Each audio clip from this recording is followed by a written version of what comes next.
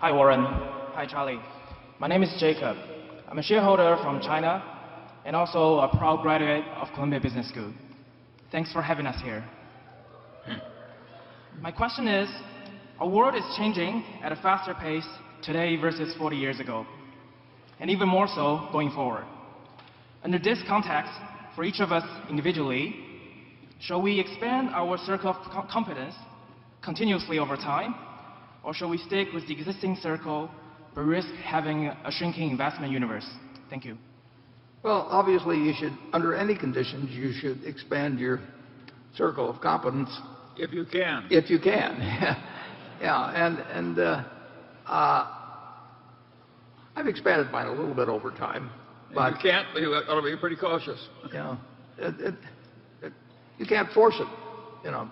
If you told me that I had to, become an expert on physics or, Dance may be the lead in the ballet, Warren. That would be a sight.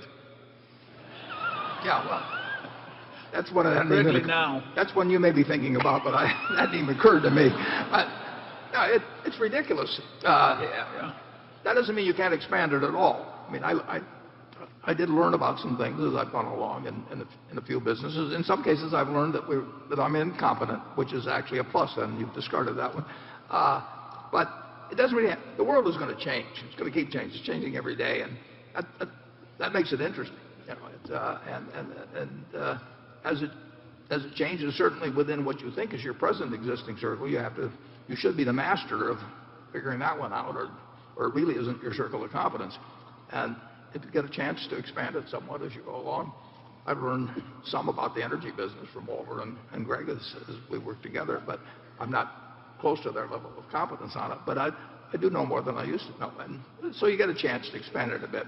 Usually, I would think normally your core competence is probably something that sort of fits the way the mind is worked. Some people have what I call a money mind, and they will work well in certain types of money situations. It isn't so much a question of IQ. The mind is a very strange thing. And people have specialties, whether in chess or bridge. I see it in different persons.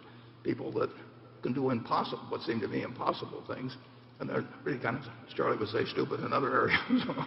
So just keep working on it. But don't think you have to increase it and therefore start bending the rules. Anything further, Charlie?